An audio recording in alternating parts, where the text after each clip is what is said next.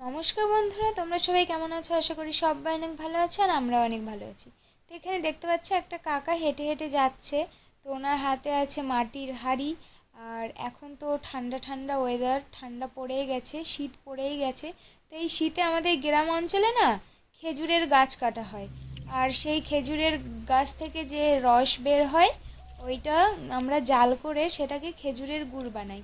তো আমাদের বাড়িতেই এটা হয়। তো তোমরা দেখতে থাকো আমরা খেজুরের রস থেকে কি করে খেজুরের গুড় বানাই। তো চলো, কাকা গাছ কাটছে। এরপরে এইটা বিকেলবেলা ছিল, বিকেলবেলায় কাকা গাছটা কেটে রাখছে। এটা সারা রাত এই হাঁড়িটা এবার ঝুলিয়ে দেবে ওখানে। এবার সারা রাত রস পড়বে, এক ফোঁটা এক ফোঁটা করে পড়তে পড়তে হাঁড়িটা ভরে যাবে সকালবেলায়। তখন আমরা দেখবো, দেখো পরের দিন সকালে হাঁড়ি কিন্তু ভরে গেছে। তো এখানে মা ছেঁকে নিচ্ছে, বড় কড়াইটা লাগবে। আর এই মানে এই রসটা না যত লাল হবে তত রসটা টেস্টি হবে খেতে। প্রচণ্ড লাল রঙের রস প্রচুর টেস্ট হয় খেতে, মানে বড়রা বলে বাড়ির সবাই।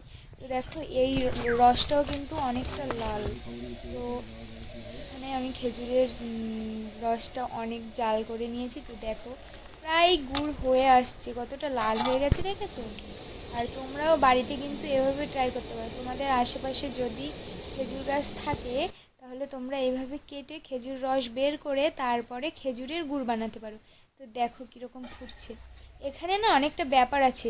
এই গুলো যে দেখছো এগুলোর অনেকগুলো ধাপ আছে। প্রথমে একটু বড় বড় হয়, তারপর মিডিয়াম সাইজের হয়, তারপরে মসুরির ডালের মতো বুটুলি বুটুলি হয়। সেইগুলো মা বলে যে এখন তো মসুর মানে এইভাবে মানে ব্যাপারটা হয়। আমি অত ভালো করে জানি না, তো একদিন তোমাদের সাথে করে শেয়ার করে মায়ের মুখ থেকে শুনিয়ে দেবো।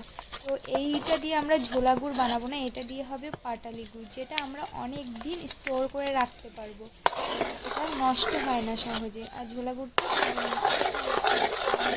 গরম পড়ে গেলে নষ্ট হয়ে যায়। তো দেখো আমরা নিয়ে নিয়েছি এখানে বাটি ঘটি সব কিছু নিয়ে নিয়েছি পাটালি গুড় বানানোর জন্য। এখানে টোপ টোপ করে নিচ্ছে মা। এরপরে আমরা এখানে ঢেলে নেবো এক এক করে। এটাকে ঢেলে অনেকক্ষণ শক্ত করে নিতে হবে। মানে এভাবে রেখে দিলে এটা অটোমেটিক একা একাই শক্ত হয়ে যায় অবশ্য। এটাকে অনেকক্ষণ নাড়িয়ে নাড়িয়ে এরকম মোটা করে নিতে হবে, যেরকম করে মন্ডা সন্দেশ যেরকম করে নাড়ায় ওইভাবে কড়াইতে ঘষে ঘষে ঘষে ঘষে এটাকে মোটা করে নিতে হবে, তাহলেই পাটালিটা ভালো জমবে। তো দেখো এটা কিন্তু সাইজের ঠিক নেই, ঠিক আছে? কারণ আমাদের বাড়িতে একরকম সাইজের বাটি অতগুলো নেই। আমরা যেরকম পেয়েছি ওই রকমই করেছি। তোমরাও এইভাবে অবশ্যই করো। আর এটা তো সব জায়গায় সম্ভব নয়, আমাদের গ্রামের দিকে এটা বেশি ভালো হয় আমি জানি। এবার যাদের যাদের বাড়ি একটু টাউন এলাকায়, যাদের যাদের বাড়ির ওখানে খেজুর গাছ নেই, তারা তারা তারা আমাদের বাড়িতে এসো, তোমাদেরকে আমি করে খাওয়াবো। আর এখানে ছিল সাজের পিঠে বানানোর যে তাওয়াটা হয় ওটাতেও দিয়ে দিয়েছি। ওইগুলোই বেশি কিউট লাগছিল দেখতে, ছোট ছোট হয়েছিল, বেশ সুন্দর।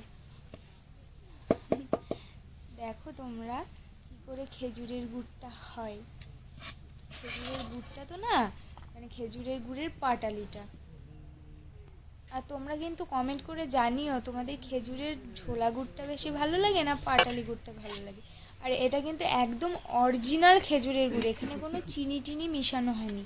কারণ এটা তো আমাদের বাড়ির খেজুরের রস। আর আমরাই খাবো, তো খালি খালি কেন চিনি মেশাবো? বাজার থেকে যেগুলো আমরা কিনি ওইগুলোতে কিন্তু চিনি মেশানো থাকে, এটা অরিজিনাল। তো দেখো এখানে শক্ত হয়ে গেছে। ওয়াও, কি দারুণ হয়েছে দেখেছো, পুরো বাটি বাটি।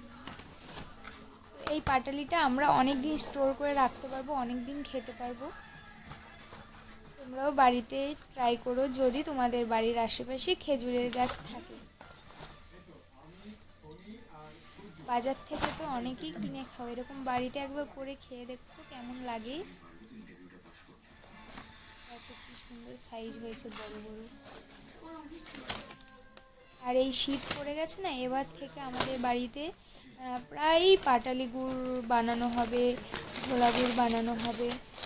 আমার আমাদের নিজেদেরই অনেকগুলো খেজুর গাছ আছে, এখানে গাছ কাটা হয়। তোমাদের ইনভাইট রইল, আমাদের বাড়িতে আসবে খেজুরের গুড় খেতে। যাই হোক, অনেক কথা বলে ফেললাম। তো আমাদের ভিডিওটা এখানেই শেষ করছি। ভিডিওটা ভালো লাগলে অবশ্যই চ্যানেলটাকে সাবস্ক্রাইব করে পাশে থাকবে, ফেসবুক থেকে দেখলে পেজটাকে ফলো করে পাশে থাকবে, আর ভালো লাগলে লাইক কমেন্ট শেয়ার করে দিও। টাটা, বাই বাই, দেখাবে নেক্সট